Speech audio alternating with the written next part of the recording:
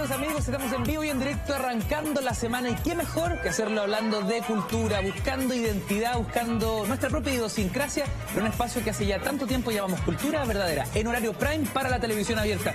Contentos además porque el Círculo de Críticos de Arte nos acaba de reconocer como el mejor programa de televisión de este 2016 que se acaba, así que otro aplauso más por este equipo. Gracias al Círculo de Críticos de Arte, además en nombre de todo el equipo. Vamos a arrancar entonces, así como lo hemos hecho hace ya varias semanas, en este recorrido por décadas. Lo hicimos con los 60, lo hicimos con los 70 y hoy es turno de hablar de la increíble década de los 80, años convulsionados en el mundo y por supuesto en Chile. Queremos retratando desde lo local y hasta lo internacional. Para eso tenemos un panel de expertos en la década porque han sido protagonistas y también cronistas de lo que sucedió en aquellos años. Arrancamos con Soledad Guerrero, compositora, cantante, voz, nombre y figura validada de la década, por supuesto. Recordemos el ranking juvenil de Sábado Gigante, por ejemplo. Participó en el Festival de la OTI, en Viña del Mar. Sole, gracias por estar con nosotros. Muchas gracias, feliz. Una vez más, don Álvaro Escaramelli, presidente de la Sociedad Chilena del Derecho de Autor hoy, pero además músico, vocalista y tecladista de cinema. Ganó el primer lugar en la categoría internacional de Viña el año 98, pero antes ya había estado en el mismo certamen el año 87 y también el 88. Así es. Nos acompaña don Rodolfo Roth, ícono de la década absoluto, el magnetoscopio musical, el primer programa de videoclips Made in Chile. ¿Qué decir? Consiguió tanto éxito que el programa se termina exportando a Perú, Bolivia y Ecuador. Algo así como nuestro primer MTV. Rodolfo Roth, gracias por acompañarnos. Estamos también con don Sebastián Cerda, periodista especializado en cultura y espectáculos, comentarista en Chilevisión Noticias y columnista en Publimetro. Seba, gracias por estar esta noche con nosotros. Gracias. Y una vez más, el historiador, periodista, cientista político, actualmente docente de la Universidad Alberto Hurtado, don Esteban Valenzuela, para darnos el baño y contexto histórico necesario para aquella década. Yo estaba naciendo ya. No me venga con las cosas. Usted ya era alcalde en esa década. No. No, ahí exageré. Tenemos una nota que nos pone justamente en contexto de lo que sucedía en Chile durante la década de los 80. Esta es la mirada de Cultura Verdadera. Una década que evoca la nostalgia, tensión, encuentros y desencuentros. 10 años en los que las letras de las canciones revelaban el pensamiento de miles de chilenos. Años de endeudamiento económico y reunión familiar. Son los 80. Algo grande están haciendo en la década de los 80.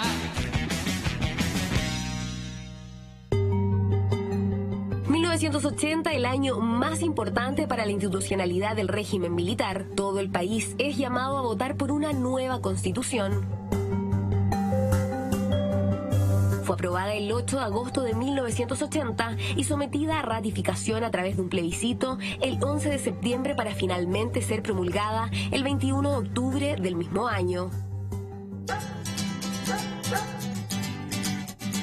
Un grupo de compañeros de colegio en un liceo de San Miguel, hijos de padres de clase media, dan vida a los prisioneros. Agrupación que logra encantar a miles de jóvenes que gritaban sus canciones con letras que expresaban lo que sentían y no podían decir. Miguel Tapia, integrante de Los Prisioneros, que hoy está 100% dedicado a su nuevo disco Travesía, recuerda esa época con una sensación de dulce y agraz. Para nosotros fue rápido empezar a tener éxito. Fue súper bien del primer momento, pero teníamos mucho en contra. Teníamos un gobierno en contra, una política en contra, teníamos a los medios en contra.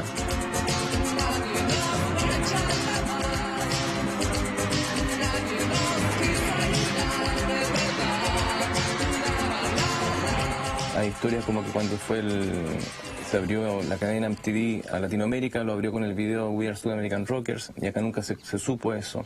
Elvis, sacúdete en tu cripta, we are South American Rockers. Tapia asegura que la idea de las letras de la banda no era criticar al gobierno, sino que fue una situación que se dio de forma espontánea. Partió de alguna forma casual.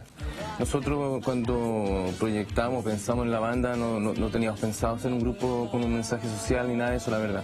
Pero se fue dando a poco y fue muy natural porque obviamente en los barrios donde nosotros crecimos y nacimos había un tema social y un tema político súper fuerte, importante.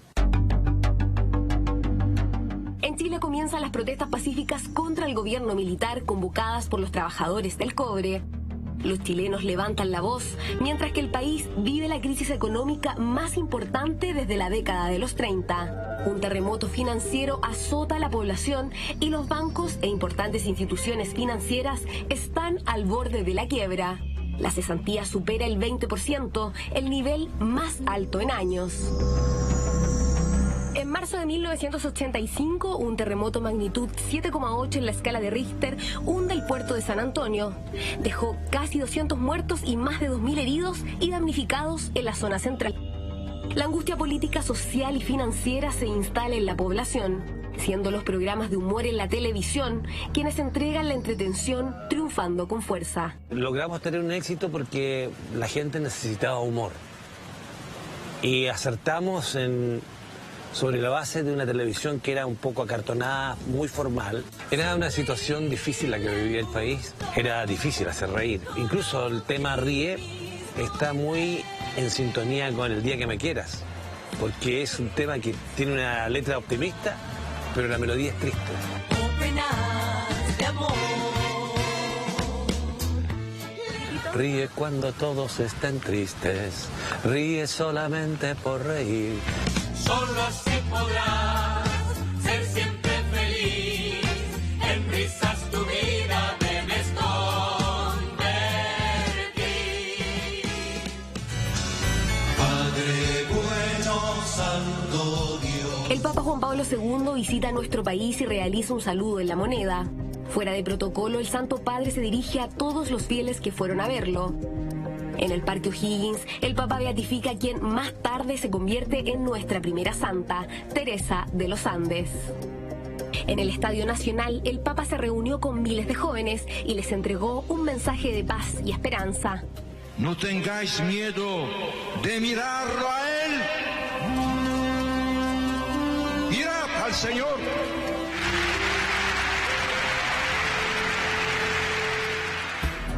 Comienza 1988 y Chile se divide literalmente en dos fragmentos. Un clima nervioso y expectante se apodera del norte al sur del país. El sí y el no marcan los temas de conversación, los singles en las radios y las posturas políticas. De ganar el sí, Sí. Sí. Sí, usted decide. Pinochet seguirá por 8 años más en el poder. De ganar el no, habrá elecciones presidenciales y parlamentarias. Finalmente, el sí obtuvo el 43% de los votos, frente a un 54% de electores que votaron por el no. El triunfo de los opositores a Pinochet significó el fin de la dictadura y al mismo tiempo la convocatoria para que en 1989 se realizaran elecciones democráticas conjuntas de presidente y parlamentarios. Termina así una década de dulce y agraz. Años en los que las artes, la música y el humor fueron un refugio para el descontento del país. Días que se convirtieron en el término de una etapa y el comienzo de la denominada transición a la democracia. Década completita. Los peligrosos y estimulantes años 80. Antes de ir avanzando en la cronología, me gustaría preguntarle a cada uno de nuestros panelistas, según sus vivencias, su experiencia, según lo que ustedes sienten y creen, ¿cuál fue el gran hito personal en la década de los 80? Partimos con Rodolfo. A ver, el gran hito personal de los 80, para mí, aparte de la creación de los videoclips, yo creo que lo más importante fue eso. Los 80 para mí, en el lado personal fue eso. Pero también el nacimiento de mis hijos, porque nace uno en el 83, otro en el 85, otro en el 87, otro en el 89 y más adelante. O sea, para mí la década de los 80, por el lado personal, fue eso. Tener hijos, comenzar a tener hijos. Después siguieron, pero en la década de los 80 nacieron 4 de mis hijos, lo cual para mí es muy importante. Pero por el otro lado, te reís tú, Sebastián. La década de la paternidad. De la paternidad para mí.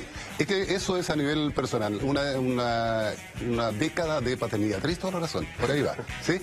Y además le incluyo, como te digo, el tema de los videoclips, el nacimiento del videoclip. Eso fue muy importante en mi carrera y creo que fue muy importante también en la década de los 80. Sebastián, en tu caso. Bueno, yo era niño en los 80, nací en 79, así que los primeros años de los 80 para mí no están en mi memoria. Otros años ya están un poco más borrosos y recuerdos ya nítidos que tengo y que tengo su poder muy impregnado es, por ejemplo, el plebiscito del 88. Yo creo que los niños somos muy esponja, digamos, y por lo tanto yo creo que chupaba la emoción que se estaba viviendo y la importancia de ese hito. Aparte de, obviamente, conocer lo que se conversaba al respecto en el mundo adulto, de algún modo absorbía ese ambiente y era muy, muy poderoso. Estábamos viendo, de hecho, una imagen del SEA cuando era bobita, mira, ahí está. Sí, me pidieron una foto última hora. Es la única que tengo en mi Facebook. Archivos familiares de cada uno de ustedes, además, en torno a aquella década. Don Esteban Valenzuela, desde su perspectiva, el gran hito de la década de los 80 en Chile. Ya hablaremos de lo que pasaba en el resto del mundo. Bueno, claramente yo creo que el plebiscito, porque estuvimos cerca en un cierto tiempo, 84-86, de guerra civil, atentado, muerte. Entonces terminar con la dictadura, y en mi caso poder casarme, porque estaba emparejado con Alejandra desde el 83, pero ella, que tenía hermano exiliado, dijo: yo no me caso, entré a un registro civil con la foto de Pinochet. Y aquí cerquita del canal, en Macul, antes del 90 sacaron la foto de Pinochet. Entonces ahí nos pudimos casar en diciembre del 89. ¿Tú participaste en la campaña, no? Sí, yo fui subcoordinador nacional de la campaña juvenil por el no. O sea, ese plebiscito lo vives desde dentro. Sí, desde adentro, bueno, y cuento corto, yo siempre digo como historiador que son 3 décadas en una, con mundo yuxtapuesto. La primera década, el exitismo de Pinochet y todo eso, ¿no? Porque está muy bien la economía, después se derrumba, que el tercio de las protestas, ahí los prisioneros, pero no solo los prisioneros, el canto nuevo, pero también el rock, se van mezclando los distintos mundos. Y finalmente el último tercio de la década, que es de oxígeno, reconciliación, entre comillas, apertura, poder reconocer los distintos gustos, ¿no? Porque veíamos muchos que íbamos a Las Peñas, pero para callados veíamos rock y muchos rockeros que también les gustaban Las Peñas, ¿no? Eran como mundos que estaban negados a sí mismos, en parte. Tenemos fotografía de Esteban Valenzuela también en la época. Miren que encontramos en nuestro archivo. Mira, aquí ahí está. Estoy en el Campo Oriente, que tenía una parte de atrás que le decía en el velódromo que todos fumaban marihuana, salvo yo, ¿no? Ah, salvo usted. Claro. Justo usted, el único que en ese minuto no estaba prendiendo su porro. Es que era el presidente central alumno. Había que guardar la compostura. Le gané a Harold McNichol la elección. Y McNichol decía: yo soy el deportista, no como estos hipientos medio izquierdistas volados. Entonces le decía: no todos, ¿no? Entonces, mira, ahí está. Bonita imagen. Soledad Guerrero, para ti, la década de los 80 en un granito. En un granito, bueno, voy a partir por lo personal. Me parece súper interesante las posturas de todos, porque en realidad me reconozco en cada uno de estos, de los hitos de cada uno, me reconozco también un poco en lo que pasaba políticamente en el país. Por supuesto, uno no podía estar indiferente a eso, ni ajena tampoco. Yo tomaba nota y tenía mis propias convicciones bien profundas, y creo que Chile se transformó en un país bien interesante en ese sentido, ¿no? El cambio creo que fue importante para todos los chilenos, y por otro lado, para mí, fue encontrarme con mi don.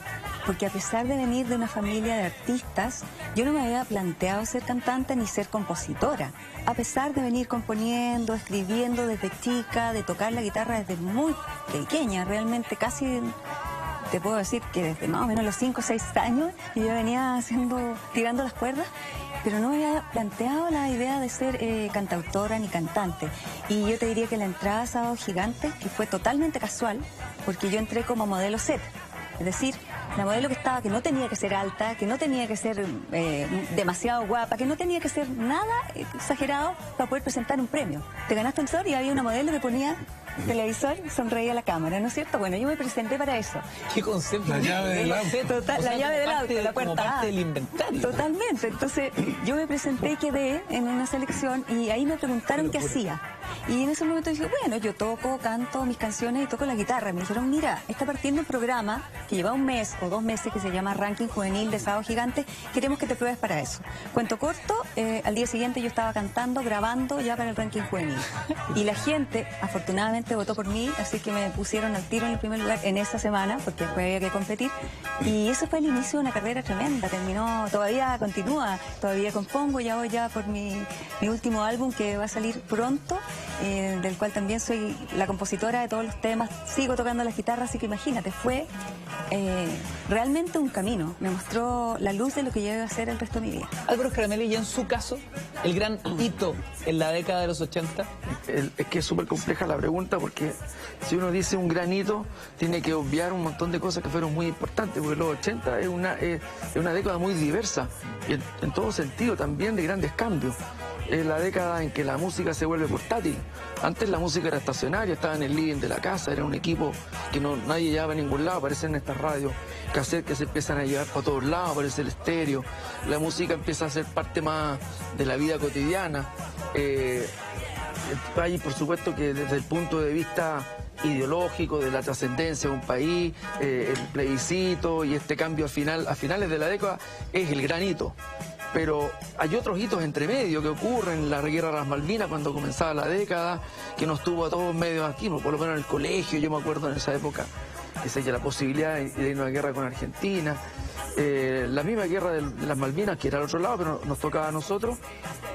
Y para mí, personalmente, el hito tiene que ver con el rock latino, con el rock chileno, que genera un fenómeno parecido al de la nueva ola, fue un fenómeno cuando todos los medios de comunicación se vuelcan a una cosa que estaba sucediendo, donde Magnetoscopio Musical con los videoclips también fue tremendamente importante, se transforma en un hito, algo que hasta el día de hoy perdura. O sea, hasta el día de hoy todos los contratos son por el cuento de los ochenteros y la gente que vive o quiere revivir el tema de los 80. Entonces es algo que marcó muy fuerte a la gente. Si bien es cierto, se habla de que hubo una cerrazón cultural muy violenta, hubo espacios donde se podía desahogar las expresiones. Por un lado estaba la televisión y por otro lado había toda una contracultura subterránea y las llamadas fiestas de toque a toque.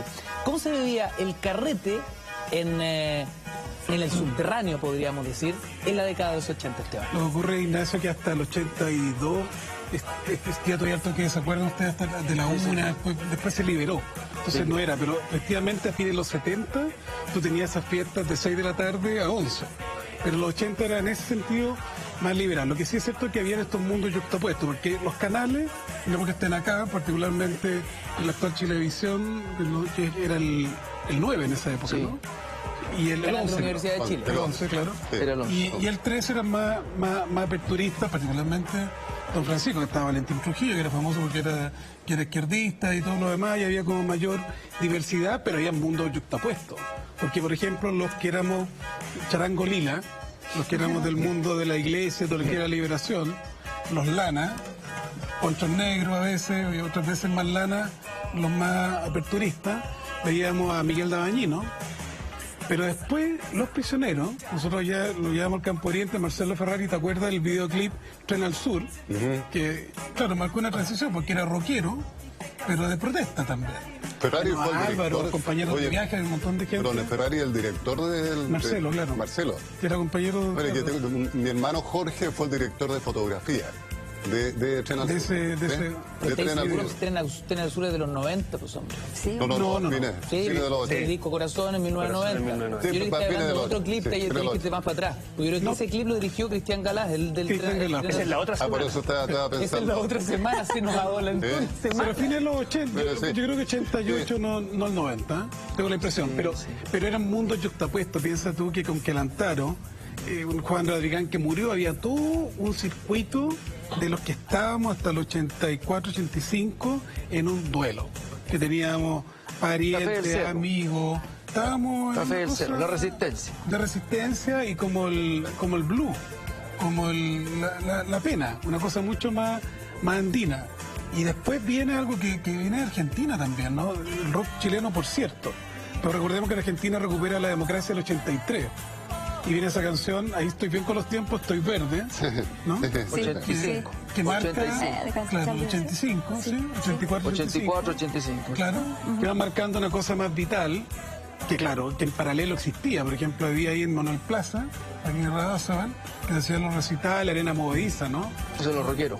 Estos rockeros que van emergiendo y son parte también, pero había humor Arena también. Movediza, perdona que te interrumpa un poco, pero la verdad es que Arena es mucho más antigua. Arena es de los 70, de los 70, ¿cierto? Pero tocaban esa época. Pero estaban tocando entonces el rock. Hablemos un poquito del rock de comienzo de los 80. Lo que pasa es que yo estaba haciendo un programa a fines de los 70, un programa en Radio Nacional en aquella época que se llamaba Los Super Discos. No sé si tú como periodista lo cachai. Pero fue súper importante donde presentábamos a todos estos grupos rockeros chilenos que nadie pescaba. O sea, además que era una FM chiquitita, era de la Radio Nacional, pero nos dejaban hacer lo que quisieran. Y ahí presentamos a todos los rockeros de la época. Tumulto, por ejemplo, de verdad de Tumulto, tremendo, Arena Movediza, Andrés y Ernesto. En fin, todos los grandes rockeros pasaron por esa radio que era de gobierno. Era una radio de gobierno, la Radio Nacional. De ahí yo pasé a Televisión Nacional y empezaron con el tema del magnetoscopio en el año 81. Pero es cierto, el canto nuevo es importante, un poco lo que estaba hablando tú, el canto nuevo a comienzos de los 80, fines de los 70. Los hijos de la nueva canción chilena. Claro, y con el apoyo del Café El Cerro, Café Un, ¿te acuerdas? Todos esos locales. Era medio... La canción medio underground, o sea, eran... La parroquia universitaria. La parroquia universitaria, la Universidad Católica ayudó mucho a estos artistas. El grupo Abril, ellos actuaban ahí como escondidos, ¿cachai? Escondidos, no los dejaban... no los dejaban ser. Por otro lado, ojo, pero vamos con eso al tiro. Pero por otro lado, tampoco podían ser tan izquierdistas. Si o no, tú a lo mejor lo viviste. No podían ir al grano de decir, oye, yo estoy en contra del gobierno, muera este gobierno. No lo podían hacer. Lo decían, pero de una manera más oculta. Eso es lo que se vivía. Es lo que hizo Rosita Motúa, Oscar Andrade. Y eso es el canto nuevo en general. No lo decían directamente, ¿cachai? El Grupo Abril que ganó. Grupo Abril, Ortiga también. Un lenguaje poético para decir ciertas cosas justamente, de otra forma. Pero no en forma directa. Dame un segundo. Rodolfo, alguna vez conversábamos de cómo se aprendía a hacer esta nueva televisión al andar. Una televisión muy clipeada, llena de montaje, llena de edición. Magnetoscopio Musical fue súper pionero en aquel entonces. Yo tengo entendido que ustedes tomaban conciertos de artistas, ¿no? Y ustedes mismos los iban clipeando, iban construyendo el videoclip, o más bien tomaban programas extranjeros y le hacían la cuchufleta para hacerlo local, digamos. Sí, mira, lo que ocurre es que el magnetoscopio iba a empezar el año 80, pero como no conseguimos auspicio, nadie quería auspiciar un programa de ese tipo. Salió el año 81, en enero del 81. Me imagino que no lo querían auspiciar porque nadie entendía que esto, que... Claro, una máquina que hablaba, te fijas que traía unos videos, entonces ninguna empresa lo quería auspiciar, pero la Larraín, me acuerdo en aquella época, gerente de producción, dijo, ¿sabéis qué más? Vamos con este programa, le tengo fe, y fuimos sin auspicio las primeras semanas. Al mes ya teníamos varios auspiciadores, nos fue bastante bien. Ahora, eso que agarráramos los videos, o sea, esos recitales, no, eso no. ¿De dónde sacaste eso? Hay cierta teología de lo que se hacía también. Lo que pasa es que Midnight Special... Ahora lo aclaramos. Oye, el Midnight Special era básicamente, que fue antes del magnetoscopio, era básicamente recitales de artistas extranjeros, tomados de hecho de Estados Unidos. El magnetoscopio fue netamente de videoclip. ¿Cómo lo hacíamos? Primero nos llegaba por el satélite desde los Estados Unidos, desde Europa, nos llegaban todos estos videos que lo agarraba el satélite que tenía Televisión Nacional, creo que era el único canal que tenía en aquella época el satélite, y de repente empezaban a llegar esto.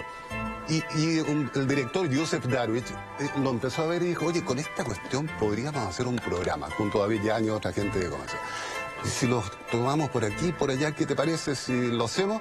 Y así nació el magnetoscopio. O sea, tomábamos del satélite estos videos y un poco después, como nos faltaba material, le pirateamos a Estados Unidos a la MTV, que partió después que nosotros. La MTV partió el año 81, pero en agosto, creo, en septiembre del 81. El gran dato en magnetoscopios antes que MTV. Comenzó antes que la MTV, sí, claro. ¿Y no había, Rodolfo, una industria discográfica que les facilitara material? Bueno, ahí te explico. Estaba la EMI, estaba CBS, habían varios... claro. Habían varios sellos importantes, pero ellos, fíjate que no tenían material. Cuando comenzó el magnetoscopio, ellos no tenían material, no necesitaban los videoclips porque nadie hacía eso.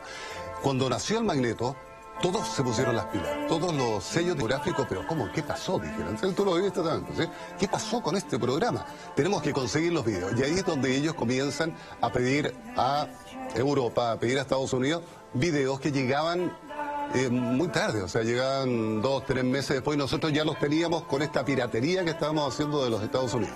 Pero lo peor, fíjate que no era eso, sino era la información. Yo te estaba viendo hace un rato, tú mismo también con celulares, viendo lo que pasó, recordando. Pero en esa época no existía todo esto. Entonces conseguir información de los artistas era tremendamente difícil. Te llegaba, por ejemplo, Tears for Fears. Me lo entregaba el sello Toma Rodolfo, ahí tienes un video de Tears for Fears, nuevo, no sabemos de qué se trata, pero yo le decía, dame alguna información. No tenían nada, entonces por fax mandaban a Europa, a Londres, para pedir información de Tears for Fears. Y a mí me costaba mucho. Eso la verdad que fue lo que más me costó del programa, conseguir la información. Claro, no entrega, Rodolfo, porque hoy día está todo a la velocidad y la distancia de un clic. Está la revista Ritmo y el Leyendo la biografía, la autobiografía de Tamocio, él planteaba ahí que era muy clave para una banda nueva contratar a un periodista que hiciese la gacetilla, es decir, un lugar donde se resumía la historia de la banda y además habían fotografías que no iban a estar en el disco. Por lo tanto, por primera vez, porque las canciones solo las escuchabas en la radio, le veías, gracias a esta información y esta fotografía, le veías la cara a los integrantes de la banda. Por primera vez, algo que hoy día parecería ridículo, ¿no? Claro, y el sello necesitaba esa información y se lo mandaba a todos los canales de televisión o a las radios para tener eso. Pero eso, los primeros años del Magneto, Ignacio, fue tremendo. O sea, tú como periodista, también me estás mirando, fue realmente tremendo. Yo tuve que viajar en 2 oportunidades a Londres para comprar libros de música donde aparecían todos estos grupos que en Chile nadie conocía. Otra vez fui a Estados Unidos lo mismo para conseguir información. La década de los 80, déjame que le estaba dando vuelta una cosa, era más lenta. Definitivamente la década de los 80 era mucho más lenta que ahora. Hoy es todo tan... Era análogo, pues eran éramos más lentos para hablar, para hacer las cosas. Tuve los programas de televisión antiguos, sale más 13 y salen hablando. Ahora el próximo artista esta noche vendrá. Y uno lo mira y dice, no, y no sé, la Cox con Antonio Santi, o sea, hablaban todo parsimoniosamente y uno... Qué raro que pasaba esto en esa época y uno no se da cuenta, pero es así. Era más lenta. Y las películas también. La televisión, las películas eran series, increíblemente más lentas. Yo las veo ahora, por ejemplo. Las series también eran más lentas. Entonces, yo creo que eso es importante. Decir que en los 80 éramos todos más lentos. Hoy día son muy rápidos. En la misma biografía de Zeta Bosio que tú mencionas, él recuerda, por ejemplo, de cómo conocer bandas que no sonaban en las radios. Y recuerdan para ellos lo fundamental que fue Police, por ejemplo, que era un grupo que lo conocieron porque el amigo del amigo le pirateó el cassette y le pirateó y le repirateó otro cassette y finalmente llegaron a su conocimiento apenas 3 canciones. Cosa que ahora es impensable, digamos, cuando tú accedes a un catálogo completo en segundos. Conocer, por ejemplo, una banda como Siouxsie dependía de que alguien que viajó la trajera y te la mostrara. No estaba el acceso, digamos, del que hablaba. Y hablando de Soda Stereo, un día como hoy, 19 de diciembre, pero de hace muchísimos años, Soda Stereo se presentó por primera vez en vivo con ese nombre, Soda Stereo, y con una formación ya definitiva. El trío habían estado probando otros integrantes que entraron y salieron, pero finalmente la imagen, la postal quedó como la estamos viendo ahí, con Zeta Bosio en el bajo, con Gustavo Cerati en la guitarra, las composiciones y la voz, y don Charlie Alberti en la batería. Soda Stereo también fundamental para hablar de la década de los 80. Oye, esa lógica de la que hablamos también yo creo que influye en las maneras de consumo de la música, porque muy probablemente mucha gente se juntaba con otros a escuchar un disco, o tú te sentabas en tu casa en un sillón a escuchar el disco y ibas viendo lo que había en el catálogo, cosas que hoy día ya no se practican. Bueno, y hablando de consumo, la década de los 80 fue clave entendiendo un nuevo modelo económico, una inyección importante en las empresas, en los departamentos de marketing, para así dar rienda suelta a la publicidad. Y Sole, de eso tú tienes muchos antecedentes porque fuiste parte también de esa etapa.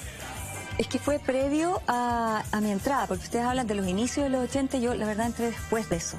No me tocaron ni fiestas, así como dices tú, ni tampoco alcancé a mirar el principio de los 80 como para ver si las diferencia entre los 70 y los 80, era muy chica además, pero de verdad no alcancé. Ahora sí me acuerdo de Magnetoscopio y sí me acuerdo de la publicidad porque entré ahí y en ese momento lo más se hacía, a diferencia de ahora, eran jingles.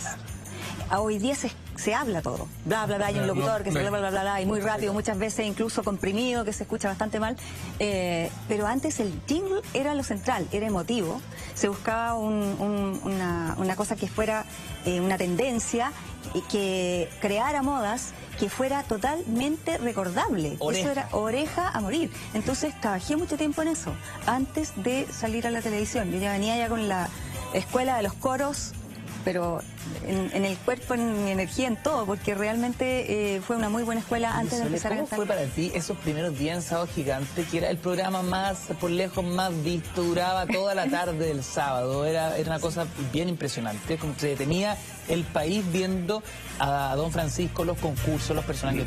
Y tú estabas ahí en el escenario. ¿Qué edad tenía y qué era para ti estar ahí, en ese lugar? Era muy chica, imagínate. No tenía claro lo que iba a hacer con mi vida, no, estaba saliendo del colegio recién y realmente no me puse nunca a pensar lo que significaba hasta después. Incluso me habría gustado tener una guía en ese sentido que me hubiera dicho en lo que estaba metiéndome, porque fue de ser totalmente desconocida a de repente salir en la calle y que la gente te reconociera, fue un impacto grande. No necesariamente me gustaba o no, sino que era una diferencia notable y se te abrían las puertas antes que las tocara en muchos aspectos. Uno era muy chica todavía, yo creo que no supimos encauzar bien en ese momento en lo que nos estábamos metiendo. Yo insisto que me habría gustado más haberlo vivido con un poco más de madurez, o tal vez con un guía o con alguien que hubiera sido un manager adecuado en el momento. ¿Se te hizo difícil? ¿Lo pasaste mal? Sí, en términos que más que pasarlo mal, que también pasó, porque esto es inevitable, uno tiene buenos momentos y malos también, pero más bien a lo mejor no tomar ciertas oportunidades que deberías haber tomado y al revés, no haber tomado algunas que no deberías haber tomado. A lo mejor con una visión de una persona fuera de ti mismo, te hubieras dado cuenta que a lo mejor tú te estás transformando en ese momento en un producto. Y es súper importante también decirlo porque lo que tú decías, Rodolfo, no había industria musical en el momento cuando yo partí. No era que tú fueras a un sello y que el sello te grabara tus canciones, eso no existía. Lo primero que yo hice fue con mis propios recursos salidos de la publicidad, a grabar mis propias cosas, ya temas originales, porque no tenía la opción de poder grabar para un sello. Piensa tú que el ranking juvenil hacía temas de otro. Es decir, hacía covers, nosotros los traducíamos al español y en ese momento nosotros los cantábamos en Sábado Gigante. No podíamos hacer temas originales. Después de Ranking Juvenil recién, yo ya me vine a plantear, bueno, ¿y ahora qué? ¿Qué voy a hacer? Después de Viña, realmente. Mira, cuando llegué al ¿qué festival. recuerdo? Varios. Espérate, había... uno que no hice yo, pero por decirte el primero que se me viene a la mente, es como The Eye of a Tiger. ¿Te acuerdas de ese tema? Me acuerdo que lo hizo. Banda sonora de Rocky. Sí, claro, que eso, exacto, que parece que lo hizo Luis Jara, no me acuerdo. No, pero yo hice unos también que eran súper divertidos. Amando la vida, y eso es más que todo, no necesitas más. Era como esa la onda en ese momento, entonces realmente... Eso lo copió la campaña del NOA, porque se parece. ¿En serio? ¿En serio fue así la misma? La misma la que la cantaba. Con vitalidad, ¿no? Sí, sí. De cierta forma, Pablo Larraín en su película Patentes Ideas, ¿no? Que con criterios propios del marketing, de la publicidad, se estructura audiovisualmente una campaña fresca, entretenida, inclusiva, alegre, y que fue la opción no. Entendemos, y porque la historia lo ha escrito de esa forma, esa franja fue infinitamente... La lírica final, pero... Mejor que la del... Pero había todo un mercado paralelo del mundo alternativo. ¿Se acuerdan la revista La Bicicleta? Eduardo Jensen, ¿no? Que llegó a vender 20.000 ejemplares, algunos números, que para la época era bastante, con el cancionero Víctor Jara, la Violeta eran Parra. las letras. Eran las letras y también el acorde de guitarra. Cantantes del canto nuevo que eran populares, ¿no? A mí me llamó la atención que nunca cerraran La Bicicleta. La Bicicleta empezó, creo, en el año 78. Por ahí, 78, duró 79. toda la década de los 80 y nunca cerraron a La Bicicleta porque era dura. en todo, en sus canciones, los artistas, las entrevistas, las notas periodísticas que tenía la bicicleta. Los casetes de Silvio Rodríguez. Sí, claro, bien en contra del gobierno, pero también suave. O sea, nunca decían, un poco lo que te decía hace un rato yo, ya como los cantantes del canto nuevo. Estaban en contra, pero no eran directos. La bicicleta era un poco igual. Yo la compraba, me acuerdo, porque me gusta sacar las canciones, como a ti me gusta mucho tocar guitarra. Oye, quiero decir algo de Y era eso. duro, dilo. Disculpa, no, pero es importante porque me acuerdo que yo recibí en esos momentos un cassette de Silvio Rodríguez. Y aluciné con Silvio Rodríguez, aluciné porque se transformó en mi profesor de guitarra personal. Es decir, aprendí de oído, por supuesto, porque no había Google para sacar ninguna cosa, no había tutoriales, no había nada. De la Alicia de Puccio, oído, no, tampoco, ni Alicia. Yo no leía, no leo, no conozco los acordes escritos en ¿ya? Así que totalmente así de oreja en el 3-1 que teníamos en el equipo típico y sacando acorde por acorde, hasta dar con el acorde que estaba haciendo este maestro. Bueno. Un Silvio Rodríguez de mano en mano con los cassettes pirata. Sí. Yo me pregunto, Álvaro, ¿qué otros artistas marcaron la primera parte de la década? Los artistas que fueron claves en esa primera mitad. Bueno, en el mundo, yo digamos que el que dio el vuelco, el que dio como la patada inicial de qué es lo que es la música de los 80 fueron los Police, porque crean un formato de trío cuando había puro formato setentero de mucha banda con trompetas, con cuestiones, ¿no?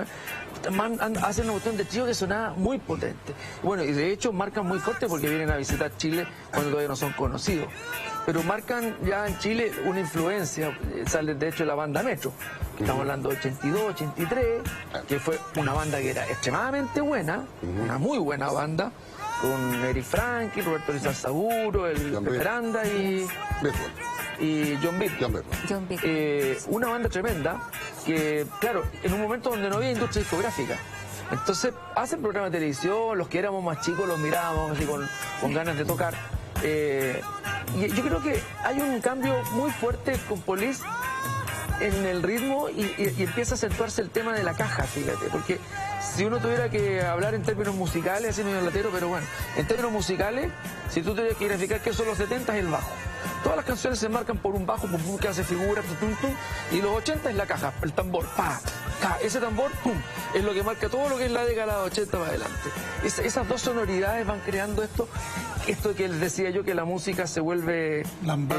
que la música se vuelve, ¿cómo se llama? Que uno la puede llevar para todos lados. Portátil. Y lo otro es que lo que decía la Sole, ya que sacaba sus acordes, o el cancionero, es que nosotros fuimos una época analógica, todavía no existía lo digital, y para entender que lo digital fue un cambio trascendental en la cabeza y en la forma de entender el mundo, que hoy día parece tan lógico una forma, pero para ese momento, para nosotros todo era manual. La letra es importante. La letra. Hacer las canciones, grabar las canciones, los teclados, o sea, todo era grabar con lentitud, con una cuestión encima. Hoy día es todo muy mecánico, todo con el computador, todo se hace digital, todo se transforma, la música se ve hoy día.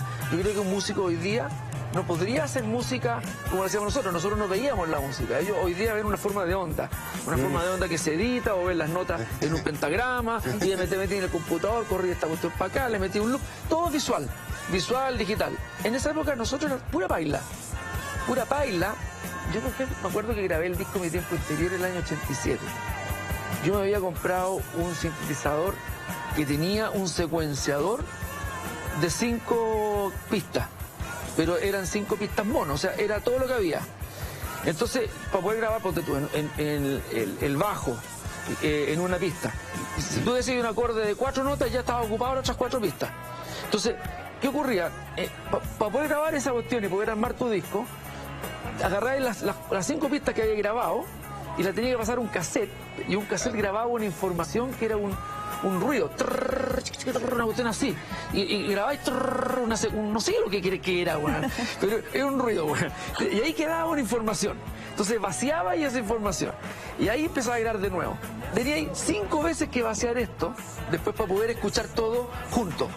Pero todo era mucho de esfuerzo, de mucha paila, de mucho, no sé, una forma, yo le llamo analógica, o sea, de física, de vivir la vida. Yo creo que nos marcó mucho. Respecto al tema político, yo siento que los 80 para nada fueron políticos, ¿sí? Porque no se hablaba de política, porque no habían programas de política ni en radio ni en televisión. Los muchachos que éramos de la época, yo tenía 8 años cuando fue el golpe, o sea, para los 80 tenía 18, 19 años. No se hablaba de política, salvo en las familias políticas, familias de políticos o políticos que se hablara dentro de las familias políticas. El resto no era una conversación habitual hablar de política. Entonces, cuando llegan en la avalancha del año 88, 89, con esta cuestión del sí, no, y aparecen los senadores, los diputados, personajes que nosotros no conocíamos, que no habíamos visto en acción nunca, y empiezan programas de conversación, y empiezan a ser ellos las estrellas del rock, porque ellos se transformaron en las figuras mediáticas. ¿Cómo era? O sea, iban a todos lados. En aquella década, dame un segundo, miren esta imagen, ahí lo tenemos, un loco rayado. 85. Qué buen look, es caramelo. Fue con cinema. ¿Qué te decían en la calle con las pintas? Te pusiste la jardinera, Álvaro. Recordemos una época, Lo que pasa es que donde la gente se vestía más bien de gris. Era todo gris. Claro. Pero justamente, si tú te fijas, Soda Stereo, también en el año 85, nosotros tuvimos la suerte que RCA se la jugó con nosotros y nos mandó a Argentina a grabar un disco. Soda Stereo todavía no era conocido. Entonces, en los RCA de allá nos dicen, oye, hay un grupo que está dando unos conciertos en el Luna Park, quieren ir a ver, lo que sé yo. Vamos, y eran los Soda, que estaban haciendo su primer, no Luna Park, el estadio el Obra. Eran los primeros Obras que estaban haciendo, que tenían 3 días consecutivos. Puta, quedamos locos, al día siguiente pedimos si podíamos ir el lunes a visitarlos, fuimos a visitarlos, qué sé yo, para conocer. Y ahí fue justo cuando ya se viene el rock latino a Chile y empieza toda esa historia. Y ver a estos tipos con los pelos, bueno, una onda inglesa, había una necesidad de romper con el gris. No era una cosa de nosotros de los cines, pero era una necesidad como de la juventud.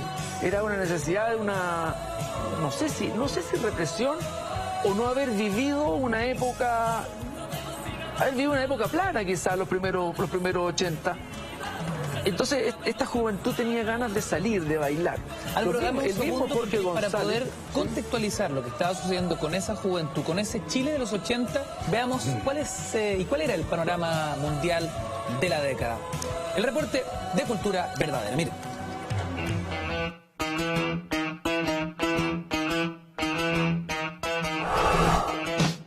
Los 80 fueron un fenómeno a nivel mundial. Y acomódese porque si se perdió algún hito, a continuación algunos de los episodios más importantes de la década del 80. Fue un 8 de diciembre de 1980 cuando Mark David Chapman le dio 5 disparos por la espalda a John Lennon, asesinando al fundador de The Beatles. Toru Iwatani es el responsable de crear al famoso Pac-Man. Una de las principales causas de muerte en los 2000 es el virus del SIDA, descubierto en 1981. En medio de la Plaza San Pedro, rodeado de fieles, el Papa Juan Pablo II fue víctima de un atentado el 13 de mayo. El disco Thriller de Michael Jackson sale al mercado, coronándose como el más vendido de la historia. Incluye los clásicos Billie Jean, Beat It y obviamente Thriller.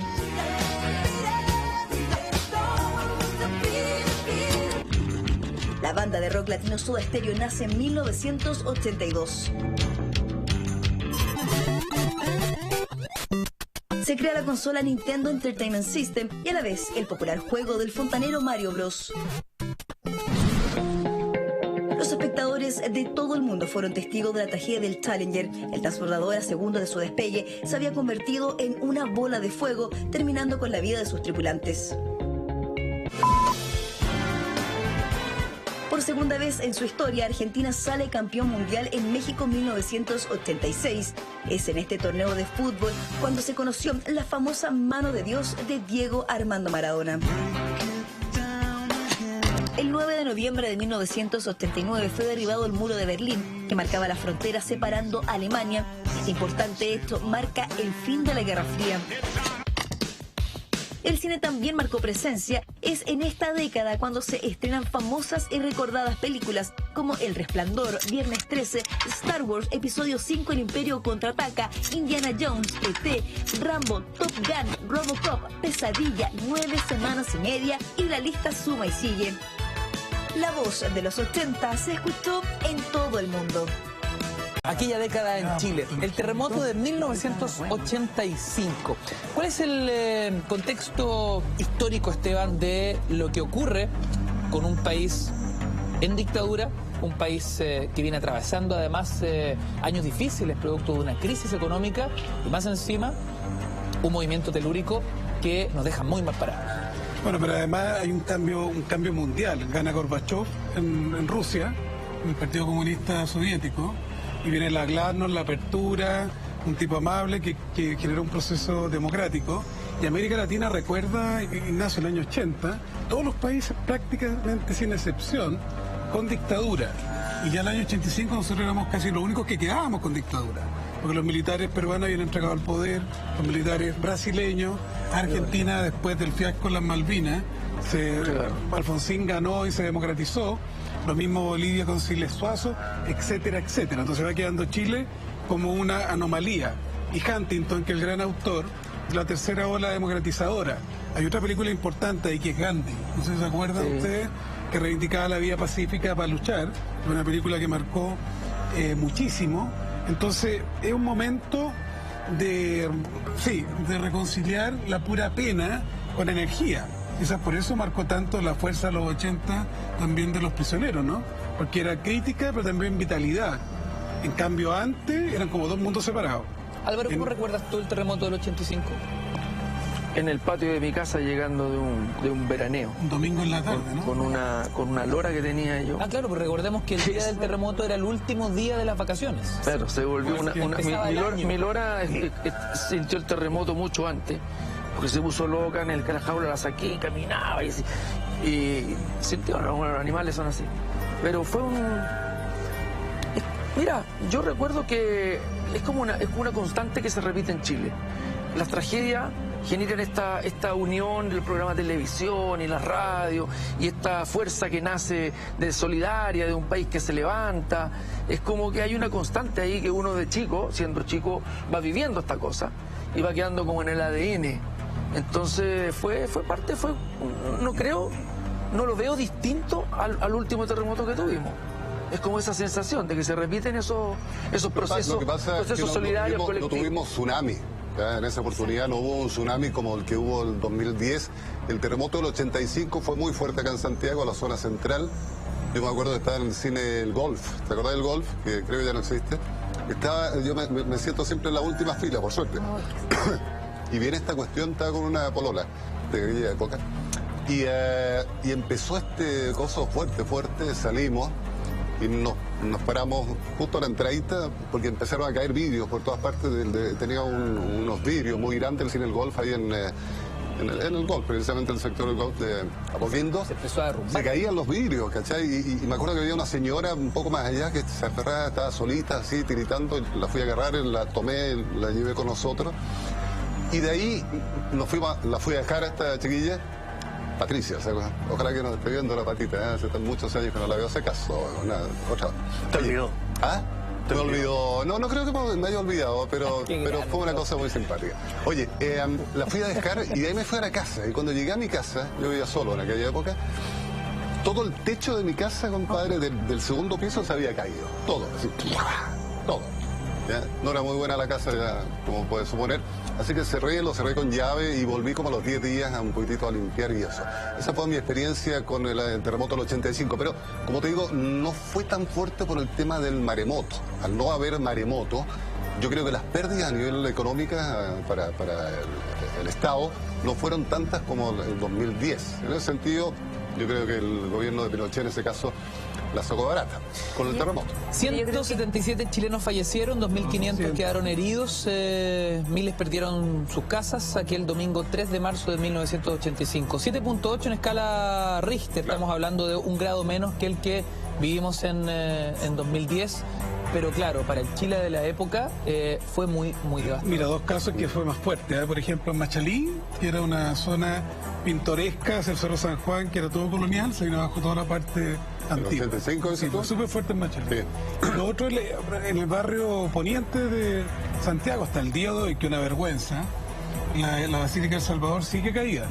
Esa basílica está caída desde el terremoto del 85. El otro día Sebastián Edo, este economista que vive en California, decía, para mí el simbolismo de la separación de los dos Santiago, el más pobre y el más rico, es que cómo es posible que de Plaza Italia para abajo esté todavía abandonado mucha parte del barrio poniente de Santiago, ¿no? Como muestra ese terremoto. Soledad, ¿y tu experiencia? Melipilla, es que a nosotros, seguramente Álvaro también, te tocó ir a lugares después del terremoto, nos tocó juntar mercadería en unos camiones enormes, nos íbamos a los supermercados y la gente compraba y dejaba las compras ahí. Fue muy solidaria la ayuda de todos. Los artistas tuvieron que viajar a todos los lugares que tenían problemas de que se habían venido abajo. Me acuerdo muchísimo de haber ido a varias partes, pero me impactó sobre todo una parte de Melipilla, totalmente en el suelo, así como tú dices, realmente conmovedora. En ese tiempo me parece que los artistas estábamos muy ligados al pueblo, porque cosa que había, estaban los artistas ahí. Cualquier desgracia o cualquier celebración, estaban los artistas ahí. Tú tenías que estar con tu presencia, porque ya no había ningún tipo de otra manera en que tú estuvieras. Hoy día a lo mejor tienes un internet, hay Skype, pero en ese momento, cuando el artista llegaba, era realmente una ayuda y era muy emocionante tanto para la persona que lo recibía o las personas que recibían esto como para uno que estaba participando en esa ayuda. Y el gran vehículo, Sole, para generar este link, este vínculo, fue la televisión. Por eso, Seba, yo te quiero preguntar desde tu análisis, ¿no? ¿Cuál fue la gravitancia de la pantalla chica en la década de los 80? Bueno, yo creo que fue vital desde el punto de vista de la música, digamos, que es lo que más conozco. Está la creación de una escena completa a partir de la televisión. Los medios de comunicación eran la ventana a la realidad para muchos. En el caso de los artistas estaba esa discusión. Leí unas entrevistas en La Bicicleta donde algunos decían de archivo que la gente no sabe, pero todavía hay actividad, claro, pero no está en los medios. Yo creo que es la trascendencia que tenía la televisión. Bueno, una década más donde la tele tenía mucha plata para traer artistas. Uno de repente ve, hoy día uno ve la tele y es personajes de farándula, de reality, semana tras semana. En aquella época era Chuck Berry una semana, al día siguiente Barry White, mega estrellas. La Jones, ¿se acuerdan? Y que venían una vez por semana y eran parte de los estelares y la gente, me imagino, estaba muy acostumbrada. Es que la televisión era toda la familia veía la televisión, ¿no? Cuando tú dices Sábado Gigante, era toda la familia no Sábado Gigante, el Happening con Ja, toda la familia veía Happening con Ja. No había Zapping. Generalmente el Canal 7 era el canal que llegaba a todo Chile, tanto salía ahí en el 7, todo Chile te veía. O sea, tú hacías un programa de televisión y salías a la calle y te había visto prácticamente todo Chile. Hoy día tú puedes hacer una televisión, salir a la calle, no te vio nadie, te vieron los espectadores de nicho que hoy día funcionan, o sea, y es así. Pero esa sensación de que toda la familia... O sea, tú la vez que aparecías en televisión al día siguiente cambiaba todo. Por supuesto. La vida de nosotros, los grupos de esa época, que salíamos en televisión, íbamos al magnetoscopio musical, después estábamos haciendo giras por Chile y era por el magnetoscopio musical. Bueno. Esa era la publicidad, porque todo el mundo te veía, los jóvenes estaban atentos a qué estaba pasando, y era así. Entonces la penetración era tremenda, o sea, los jóvenes ahora no pueden, imposible imaginarse cómo era eso, es imposible. Es muy difícil. Y creo que había también algo de moldear un poco quizás la realidad voluntariamente por el lado de un canal intervenido como era TVN, y quizás por el lado del miedo por parte de otros canales. Yo vi la entrevista a Ricardo Lagos acá en este programa cuando él dijo que Raquel Correa, después del DEO, dijo: oye, Lagos, nos van a clausurar el canal. O sea, yo creo que esa actitud te restringía a hacer ciertas cosas y te hacía proclive a mostrar otras. Tuve una entrevista hace poco con Sergio Risenberg y que me destacaba: la tele de los 80 era baile, o sea, se cantaba y se bailaba todo el día.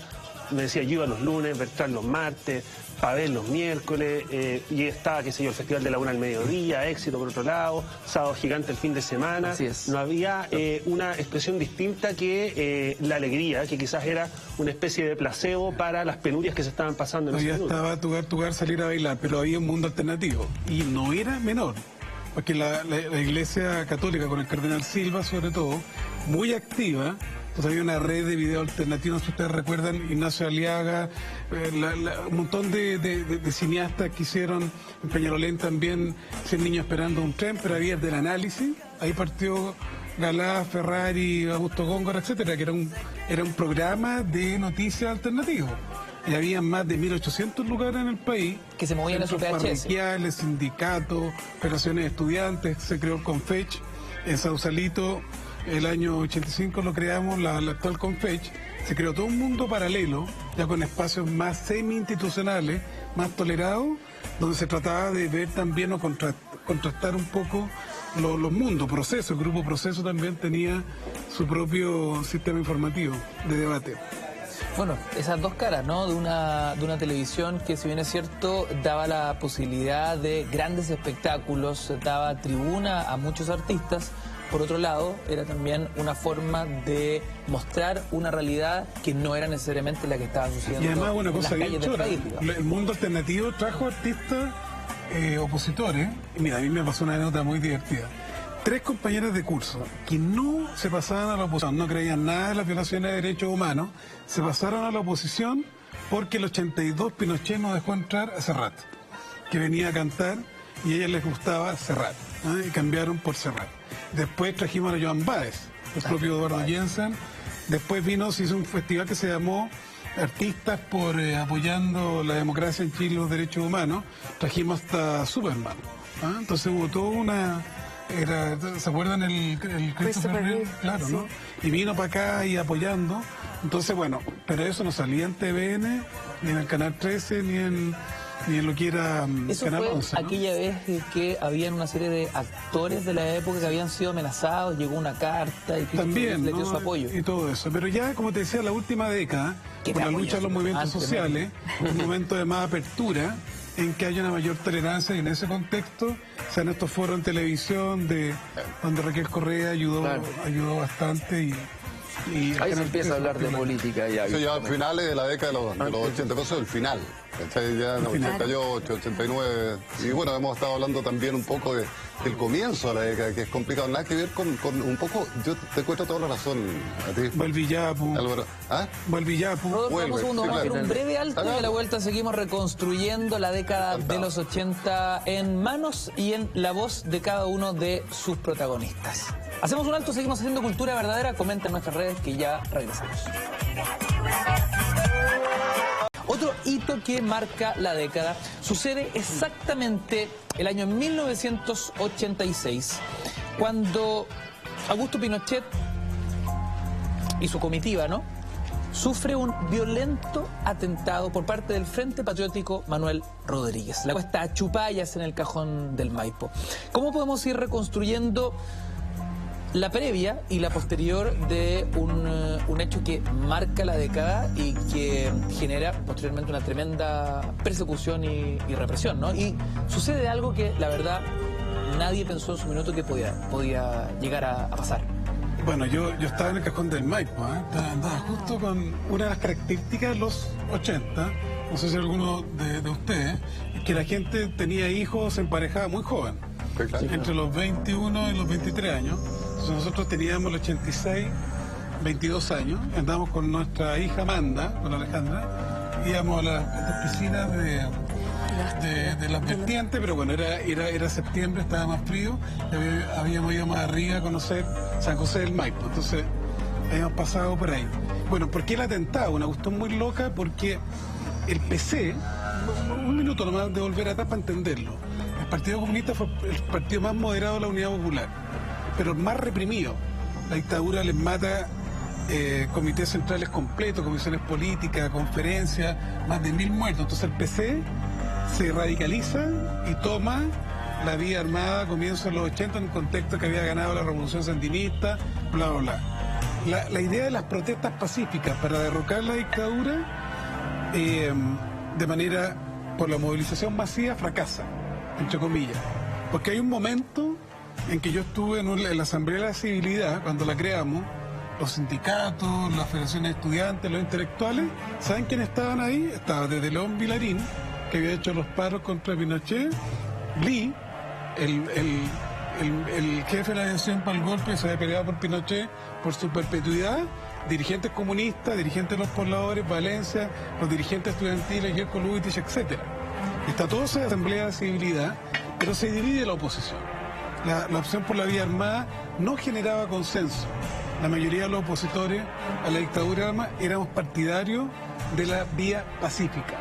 Entonces aparece como esta acción más de vanguardia del Partido Comunista, que está cerca de generar el tiranicidio, pero retrotrae. Y después de ese atentado se acelera el decir hay que ir a la vía legal, ya no se puede seguir en la lucha política. Genera un cierto reflujo de las propias protestas masivas para derrotar. Pero te habla de la explosión, ¿no? del mundo. No es, entre comillas, se pensaba que era vulnerable. Recuerda el 81, 82, un comando del MIR asesina al intendente de la región metropolitana, Carlos Ursúa.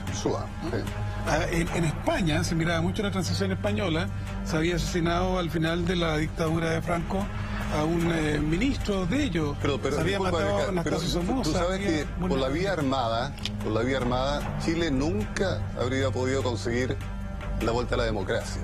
O sea, nunca, que los comunistas ni los otros, que no hubieran podido jamás, porque a las Fuerzas Armadas de Chile no lo podrían haber ganado por ese lado. ¿Cachai? Se hizo como se hizo y se hizo bien.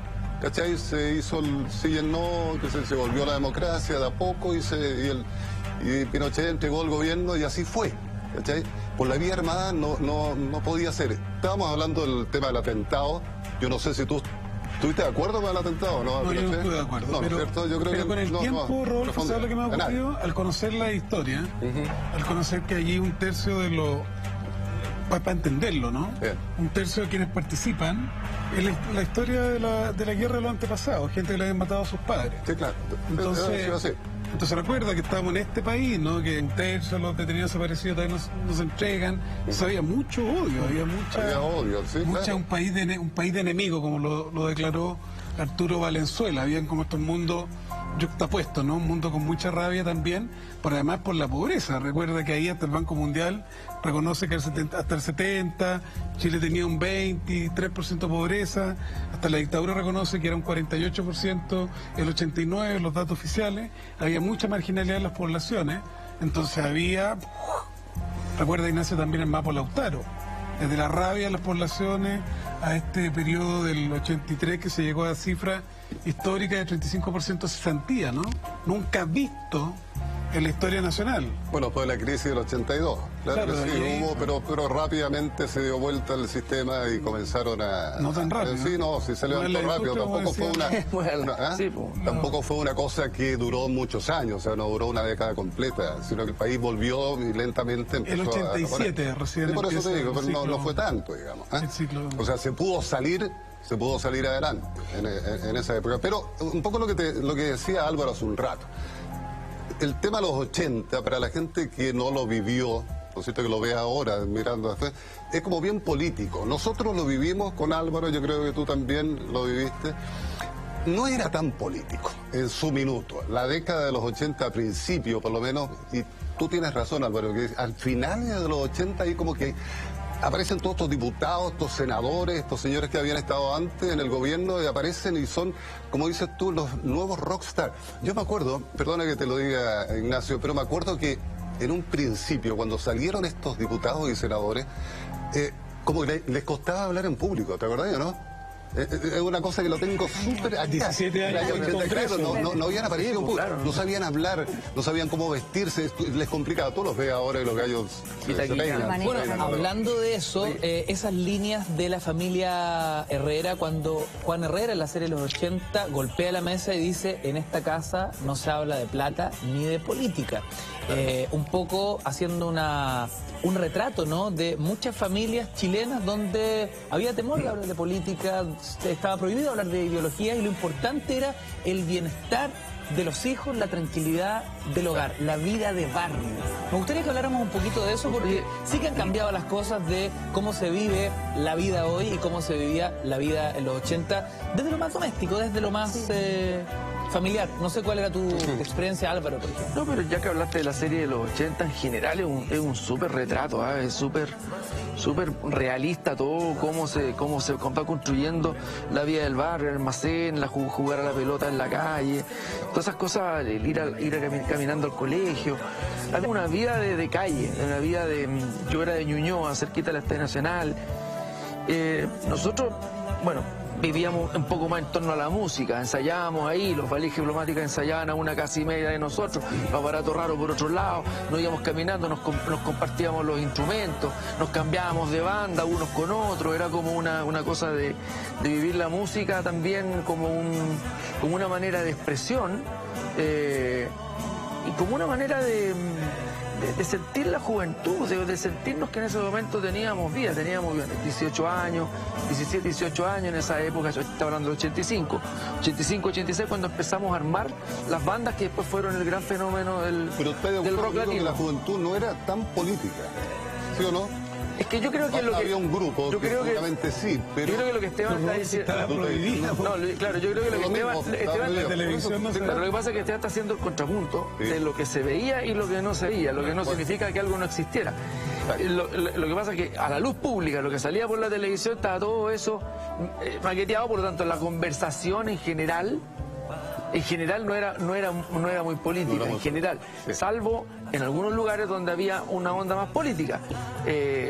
Raúl Silva Enrique, que fue el cardenal, que justo fue cuando él se retira, como en el año 82 tenía que haber sido. Se retiró en el 84, definitivamente. Pero yo creo que se retiró antes, porque yo estaba en el colegio y él vivía muy cerca de mi colegio. Y se fue a hacer como su último año. Sí, pues los pescadores. Yo vivía al lado de ese colegio mío. Estaba al lado. Se retira y se va a hacer como una especie de apostolado al colegio a confesar a los alumnos. Entonces teníamos que ir a sí, pues me fui a confesar con él. ¿Es otro de los archivos del cardenal? ¿Ah? Sí, por supuesto. Yo estaba en segundo medio. ¿Estás hablando de Gasparo, no? Sí, pues si tú eres Gasparino también. ¿En serio? Estamos en el mismo colegio. Ah, claro. Y claro, nos íbamos a confesar con el cura. Y ahí, a través del cura y ciertas cosas, existían, por supuesto, conversaciones que tenían que ver con la política. O sea, existían estos dos mundos.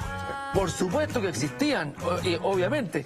Pero uno estaba reprimido y no tenía voz, y el otro tenía pantalla, tenía toda esta cuestión y tenía la voz. Quizá el fenómeno de los prisioneros, digamos, que ojo, tampoco son políticos. Los prisioneros no son políticos, son sociales. Y eso pregúntaselo a ellos mismos. Nunca tuvieron la intención de hacer algo político. Pero ellos se transforman en la voz de los sin voz. Y esa es la gracia de los prisioneros, que de alguna manera representan ese otro que estaba reprimido, ese otro que, como dices tú, estaba con dolor. Y ellos se transforman un poco en la voz, y ahí se genera todo un fenómeno social con los prisioneros.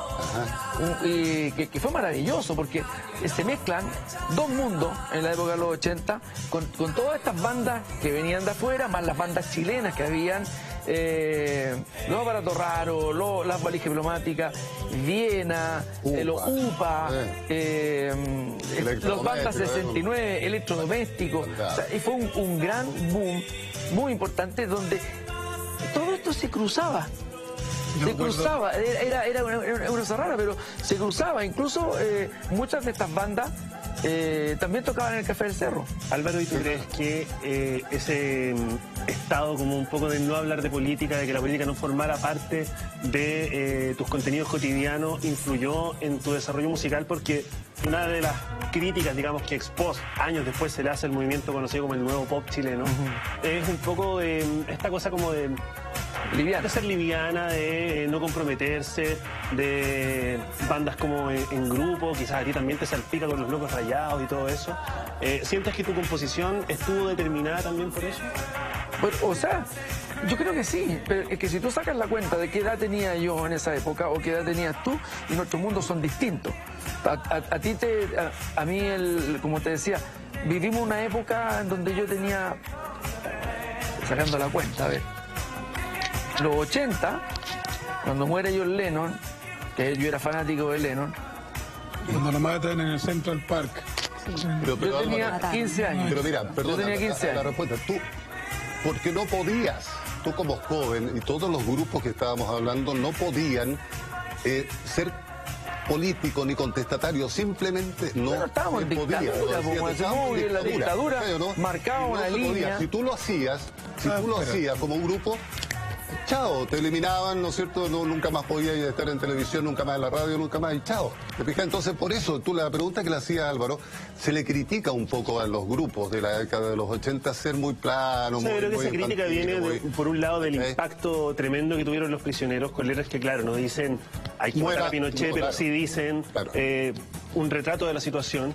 Y también están esos otros que, un poco por debajo, qué sé yo, UPA tiene versos como que nos devuelvan la emoción. Bueno, todos teníamos algún verso. A nosotros nos censuraron una canción porque decíamos, hoy se muere una flor en tiempos de primavera. No nos dejaron cantar esa canción en Televisión Nacional. Que era como porque, extremo, ¿no? No, porque en tiempo de primavera era el tiempo del 11 de septiembre y se muere una flor. O sea, siempre había una ideología que censuraba y que de alguna manera. Pero por otro lado tenía ya los Soda Stereo, los Enanitos Verdes sonando, bueno, a full, y no tenía nada de político. Bueno, o sea, absolutamente nada de contestatario, ni nada de una búsqueda intelectual tampoco. Bueno, o sea, había una influencia muy fuerte de música en los 80 que no buscaba la política como una herramienta de dar a conocer algo, era una herramienta de lo que les pasó a los argentinos con las Malvinas. Bueno, o sea, ¿qué les pasó a los argentinos con las Malvinas? Querían salir a bailar, güey, querían salir a moverse. Yo no es que yo te esté culpando, digamos, y diga, Álvaro, ¿por qué no te comprometiste? No es eso. Yo creo también que efectivamente ustedes respondían a una necesidad de una juventud que no tenía espacio, no tenía colores, era un mundo gris, y quizás necesitaba también ese colorido que grupos como el tuyo aportaron. Pero el 85 marca un cambio, hay mayor espacio semipúblico, mayor apertura, mayores recitales, mayor se hacen concentraciones masivas, no sé si ustedes recuerdan, pero mira, déjame decirte algo desde la provincia. En Rancagua habían dos estéticas, estábamos así enfrentados en la plaza, como la batalla de Rancagua. La Secretaría de la Juventud, en la Intendencia, todo la raja, la canción de Nino Bravo, Libre, Miguelo, el bailongo, todo el desjueve maravilloso, y los densos de la pastoral juvenil en la parroquia del Sagrario, escuchando a Nazario Garay, al Juan Pereira, las canciones de protesta. Oye, y los prisioneros le hacen una canción a ellos, le dicen ¿por qué no se van? No se van del país. Se la hacía justamente a ese grupo que eran los intelectuales, qué sé yo. O sea, fíjate, porque si tú analizas las letras y todo el cuento, hay un cuento ahí que se cruzan las cuestiones de un lado para otro. Entonces, habían estos dos mundos o estos tres. Yo quiero decir algo desde otra perspectiva. Yo creo que los que estuvimos ahí crecimos un poco en este medio, ¿no? No teníamos mucha... Había politización. Claro, había, pero no te dabas cuenta hasta que no te molestaba realmente. Yo me acuerdo que en un momento, en algún punto, en algún programa fui y había una letra que decía libertad. Y se me acercó una persona, y te diría que fue la primera vez que yo me molesté y fue como, ¿sabes qué? No te lo voy a permitir, y fue bastante desagradable. Y no me dijeron, esa palabrita, libertad, le podrías cambiar. Es cierto. Hacían esas cosas. Entonces, en ese momento, no me acuerdo. Hacían esas cosas, de verdad, no me acuerdo. Pero realmente esas cosas empezaron a pasar y nos fueron molestando en la medida que fuimos creciendo. Pero cuando tú eres chico, en ese momento no te pasaba. Ya, yo creo que nosotros tuvimos una etapa importante. ¿Por qué te dije antes que en realidad fue un tiempo de cambio? Porque pudimos vivir el estar en una cosa, como dices tú, un poco más gris, porque tampoco era... Para nosotros, claro, era una infancia, no era clase, o sea, nosotros teníamos otra perspectiva en ese momento, no estábamos metidos todavía en política. El tiempo y el camino, claro, nos fuimos, éramos personas públicas, por lo tanto teníamos que tomar algún partido, pero tomó mucho tiempo que nosotros conociéramos cosas. Por ejemplo, yo después que me puse a estudiar teatro, te podría decir yo que ya pude tener una opinión un poco más, como con un poquito más de mundo. Cuando ya empecé a conocer personas de muchas partes, de muchos colores políticos también, cuando ya hubo un debate abierto. Antes nosotros no teníamos esa posibilidad. Soledad, un segundo, porque vamos a continuación a seguir avanzando con distintas formas de leer y revisar la década de los 80. Las tendencias, las modas, la estética de una década que ha tenido un enorme revivalismo, además. Algunas buenas, otras olvidables. Vamos a ver cuál fue la era pop de los 80 en el siguiente reporte de Cultura Verdadera.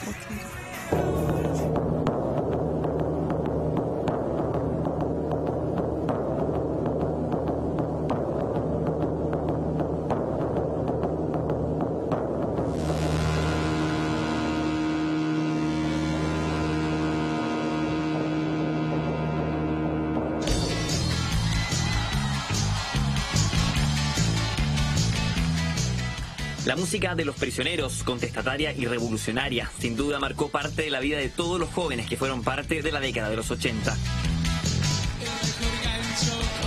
Pero no todo era música de los 80. El estilo de pantalones decolorados o nevados, como eran conocidos, las camisas amasadas y los cortes de pelo tipo New Wave se tomaban las calles de nuestro país. Las chaquillas de las mujeres con sus particulares peinados no dejaban indiferente a nadie, además de esos singulares cintillos.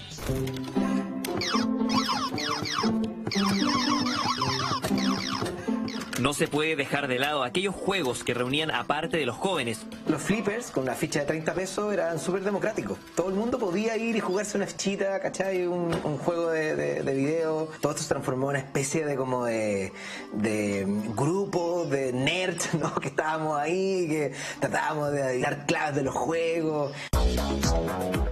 Sí, este gran centro comercial que ve en su pantalla, el Parque Arauco, junto al conocido centro comercial Apumanque, fueron íconos de esa época. La gente hacía, escuche bien, fila para entrar a las tiendas, transformándose en un paseo imperdible.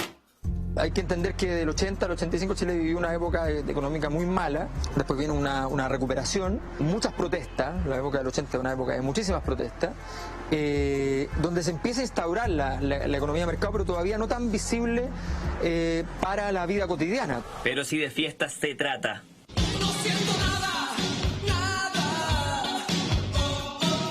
Hay tres corrientes musicales bien marcadas. Una del 78, en realidad, parte para que sea más masivo, digamos, con la película Fiebre de Sábado por la Noche y el advenimiento de la onda disco. Se desarrolló también en Chile dos movimientos underground muy interesantes, pero el que hizo todo el peso fue Canto Nuevo. Y luego ya apareció por ahí por el 84-85 la invasión del rock latino, argentino y chileno. Entonces la música como que se olvidó un poco del anglo y todo era rock latino, digamos. ¿Recuerdan los programas como El Profesor Rosa, El Magnetoscopio Musical, espacio que programaba los mejores videoclips de la época, Sabor Latino y Sábado Gigante? Detrás de eso igual está el desarrollo, la importancia creciente de la televisión, los grandes medios de comunicación de masa, el desarrollo de las teleseries ya empieza a ser una cosa muy, muy importante en la vida de las personas. Pero la televisión era monolítica, o sea, la teleserie que veían todo era la teleserie que veían todo. Ha llegado la nueva bebida Cola. Es joven, es libre, es free. Ha llegado tu tiempo. Sacamos suspiros, nos emocionamos y hasta nos dan ganas de volver a esa época. Las bebidas free, Beers y Pub, dulces como los media hora que hasta hoy existen. Aquellos manjares en sus pequeños tubos individuales. ¿Y usted recuerda cuando iba al cine un anuncio muy particular?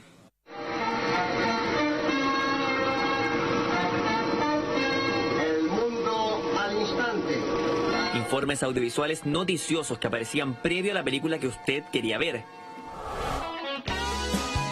Había muchos locales que marcaron historia. En Bellavista tuve el Café del Cerro. Después para acá arriba estaba el Confetti, que era un local de Apoquindo, que era más para gente más adulta. La discoteca Gente también, que marcó historia. Y también estaba el Tutix. Pasaron por ahí todos.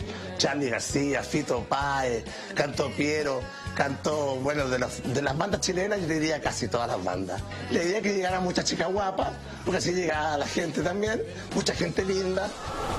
Y con todos estos lugares nocturnos, ¿cómo no hacer un pequeño ranking con las mejores canciones de los 80? Cristian Chico Pérez hace ya varios años organiza fiestas ochenteras y será quien nos ayude en esto.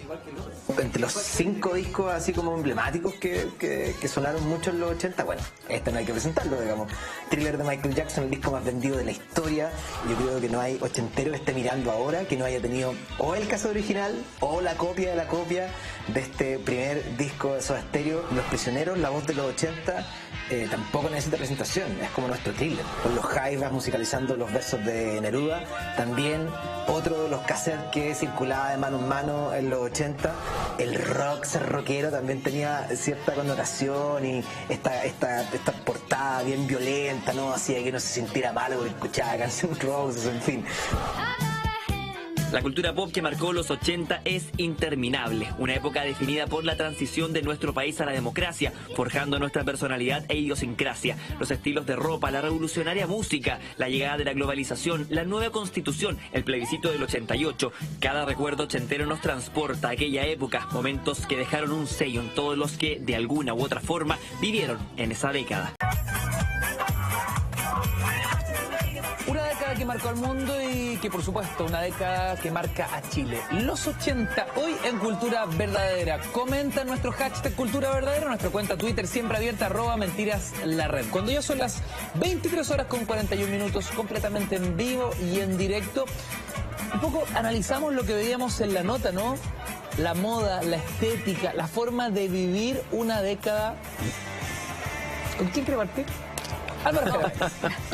La jardinera, Álvaro. La jardinera. Partamos con la jardinera. El juego, era el jugar con los colores, el panamá, ¿cómo se llama? Amasado, pan amasado. A pantalón amasado le llamaban a la tela. Porque era una tela como media arrugada. Y las hombreras. Te podías poner una chaqueta verde con un pantalón amarillo amasado. Y yo, por ejemplo, me ponía de acuerdo con algún amigo que tenía el mismo calce de pie y nos comprábamos una zapatilla, él de un color, yo de otro, y nos intercambiábamos las zapatillas. Entonces, uno andaba una zapatilla roja y azul. O sea, y eso era, para la época, era como hacer el loco, era como un payaso. Pero los que nos atrevíamos en esa época éramos como una generación que estaba abriéndose a ese tipo de experiencias, digamos. Y un poco también inducido por los videoclips, por las modas que venían de afuera, porque esa era nuestra ventana.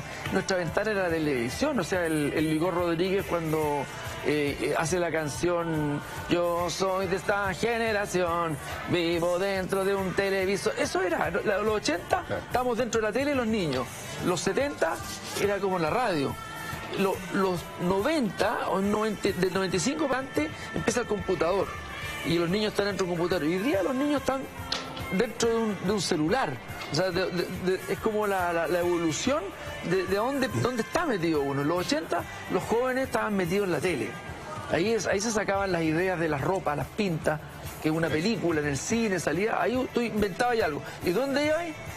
Donde la tía que tenía una máquina y era costurera. Bueno, claro. Porque esas cosas no existían en el mercado. Tú no tenías que comprar al mall, no había al mall. Pantalones, esa jardinera que veía ahí la tenía que hacer con una costurera, o sea, eso no existía. Claro. Era muy bonito.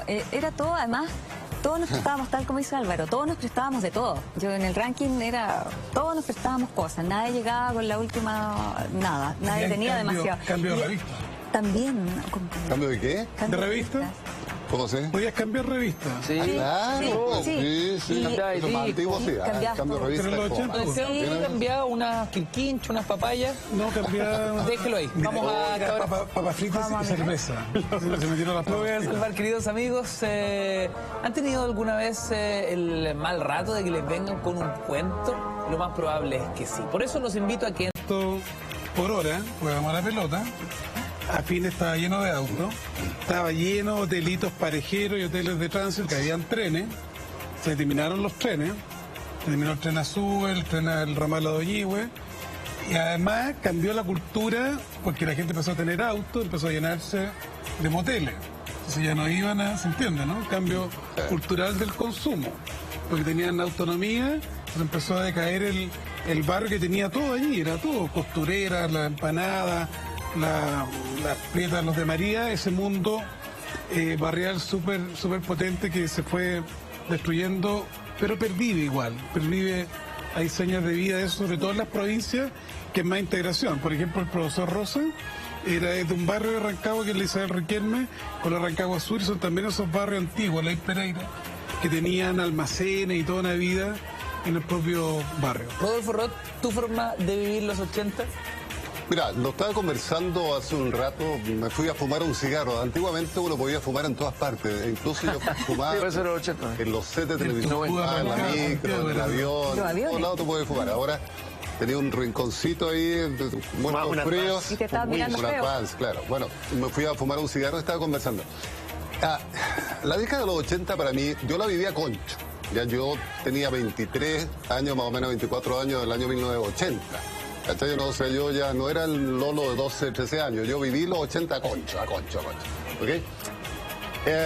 Y tuve la suerte, además, de tener este programa que era el Magnetoscopio Musical, donde le mostraba a la gente joven cómo se vestían los lolos afuera, cómo actuaban, cómo se peinaban. Entonces yo creo que se convirtió de inmediato en un referente para la juventud de la época. Yo creo que el programa mismo, más que yo creo el programa mismo, el Magnetoscopio, se transformó en eso. Ustedes mismos como artistas veían a estos gallos y decían, ¿sabes qué? Me gustó la chaquetita esta, y se la mandaban hacia la costurera. Porque yo me voy a peinar de esta manera, o el bigote, ¿no es cierto?, de Charly García. energía o las canas, etcétera. Se copió mucho gracias al magnetoscopio musical. El magneto influyó mucho en eso. Ya, pero iba a otra cosa. Que lo decía a ti, Benjamín, hace un rato, no fue para mí una década gris, oscura, pues, donde, no sé, donde el milico estaba siempre con una metralleta detrás tuyo. No, para mí no lo fue y para mucha gente tampoco lo fue, creo que lo tengan claro. Nosotros éramos jóvenes. Teníamos que trabajar, igual que Álvaro Soledad, teníamos que trabajar en esa época. Lo único que tú no podías hacer era decir milico mierda, porque ahí, chao. O sea, hasta ahí llegó tu carrera, ¿cachai? Hasta ahí llegó todo lo tuyo, te tomaban preso, etc. Entonces tú como joven, como que no lo hacías, pero igual lo pasábamos bien. O sea, lo pasábamos súper bien, íbamos a las discotecas, a lo mejor de toque a toque, o llegamos a las discotecas a las 9 de la noche y terminamos a las 1:30. ¿Cuál era la ¿cachai? gente? De discoteca gente, la Hollywood, la Elite. Las brujas. Yo me iba mucho a L'Etoile, el Sheraton, arriba del Hotel Sheraton, estaba L'Etoile. Yo canté ahí, en ¿Tú ese, cantaste cantaba ahí? ahí. Oye, era un lugar súper rico, como decía el Negro Piñera, todos esos lugares, ¿no es cierto? El Tutis y toda esa onda, y lo pasábamos bien. Yo no quiero, perdona, Ignacio, yo lo quiero dejar claro, ya que también lo pasábamos bien. Había gente que lo estaba pasando súper mal, lo tengo súper claro. No, pero nosotros lo pasábamos bien también. Oye, lo tengo muy claro, lo pasó pésimo. Pero la juventud, el grueso de la juventud, que lo pasábamos como podíamos, lo pasábamos bien, le hacíamos el quite, digamos, al toque queda, ¿no es cierto? Nos quedamos en la casa del amigo hasta las 5:30 de la mañana que se levantaba el toque, o te iba, y perdona, te iba en camuflado. Yo muchas veces lo hice, güey. Había toque, ya no tenía salvoconducto, y me iba camuflado por las calles, güey, me pasaba por acá, lo hacía, ¿cachai? Porque éramos jóvenes. Los jóvenes de los 80 lo pasamos bien, a nuestra forma. En aquella década. Digo porque hoy día, 2 clics, un match, y te metía a Facebook y se acabó el problema. Sí, no. Antes el WhatsApp, muy simple. Antes había que llamar por teléfono fijo, que te contestara el papá de la niña. El tipo con voz raspada, algo agria, quizás no accedía a entregar su flor, perdón. Vamos a hacer un breve análisis. No, aparte época. El minuto de cómo se conquistaba en aquella década. Con una banda especialista en el tema. Por acá, vamos y volvemos, no te vayas.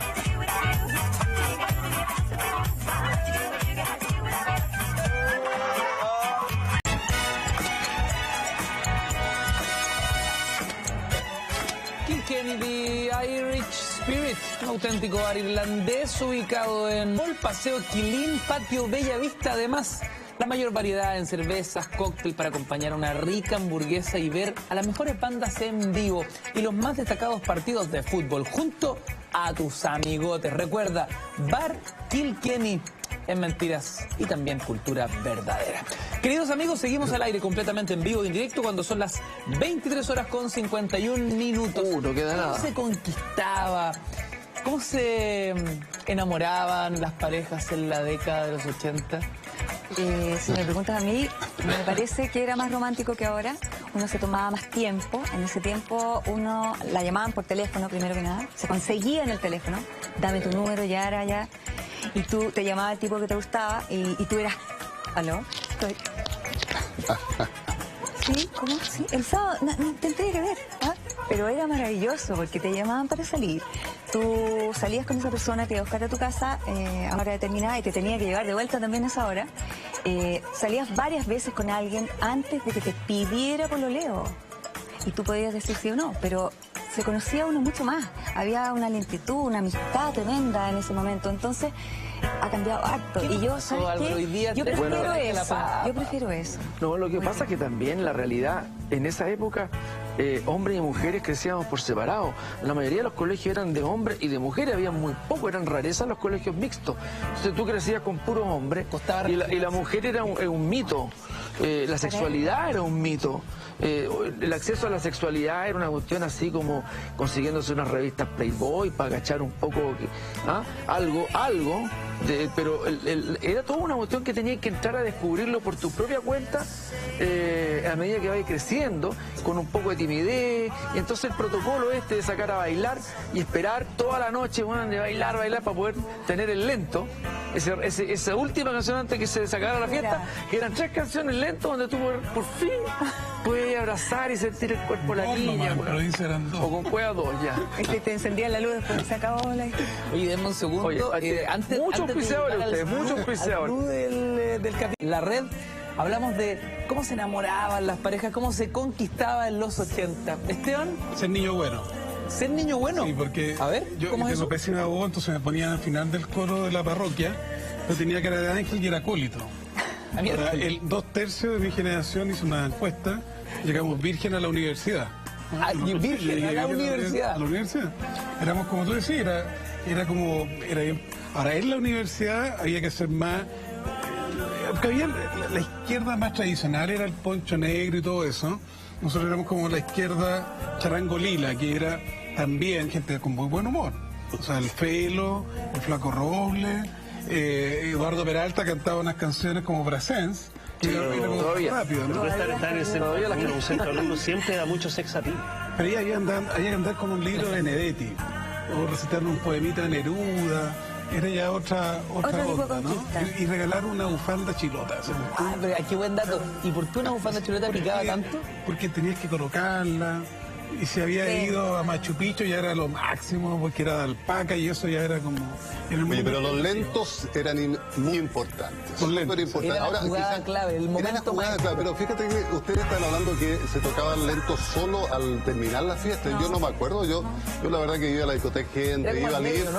Tocaban a cada rato, se ve que no es como ahora que va un tema pegado con el otro, pero no que tú estás tocando un rock arriba y de repente ¡pum! La Bruja, por ejemplo, era así, estaba bailando súper arriba, va, un lento, 2 lentos, entonces tú podías tocar a la niña, ¿cachai? La podías tocar, la podías abrazar, la manito atrás, qué sé yo, el besito que iba por acá, de a poco.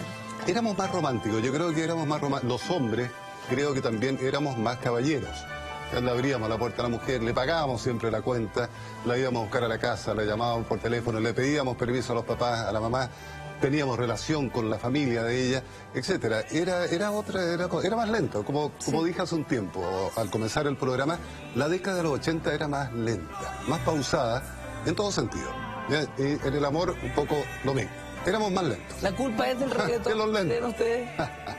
La culpa es del perreo. Del zapping. Pero es que si se toma el lento como un vehículo para avanzar, para acercarse, el perreo te ofrece avanzar 8 escalones de una sola vez.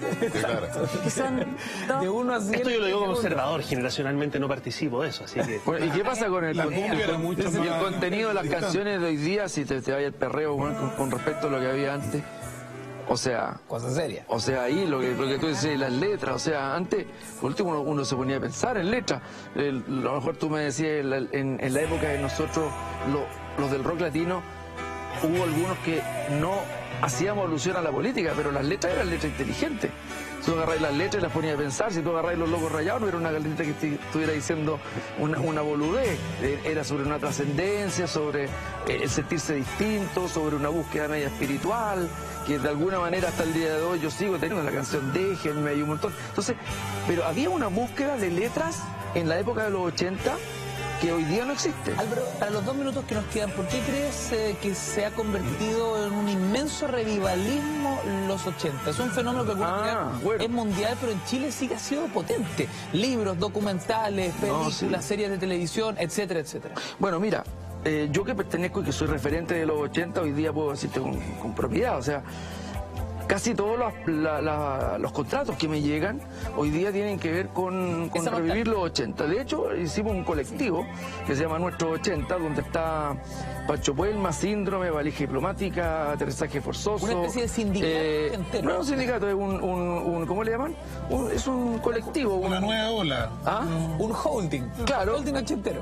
Y hacemos un concierto juntos, todos juntos. Una cuestión que es fantástico, porque empieza con puro hit de arriba, son 2 horas y media de puro hit de los 80. Y la verdad es que funciona súper bien, la gente lo disfruta mucho. La nostalgia y es porque hay una necesidad. Sí. Quizás que al contraste del perreo ¿será que el perreo también genera una necesidad de algo distinto? O sea, yo creo que hay una cosa multifactorial. Yo creo que también la nostalgia es cíclica. Siempre está la nostalgia por alguna generación. Y siempre más o menos la gente se queda un poquito pegada en lo que escuchó en sus 20 y tantos, y probablemente la generación que no tiene 50 quiere carretear con Y en música de ese los sentido, 80. oye, es que fíjate que los que más siguen, están los de 50, que son los de la época, pero son los hijos de ellos. Son los hijos de ellos que de alguna manera escuchaban lo que los papás escuchaban seguramente, y son seguidores, pero... Que Álvaro, perdona, ya va, te quedan 10 segundos, 10 segundos. Acabó el programa, somos nos acabó y no hablamos de las baladas. Así somos, puntualmente a las 00 horas. Gracias por su sintonía, gracias por sus comentarios en las redes. Hoy recorrimos de principio a fin la década de los 80. Y hoy tenemos Los Locos de los 80, un compilado al respecto. Oye, mira, con su vinilo, ¿quiere decir? Bonita. En vinilos y cassette. Bueno, ahora viene uno nuevo. Hablando de la nostalgia ochentera, despedimos el capítulo de hoy, nos reencontramos mañana a 10:30. Abrimos la semana de Mentiras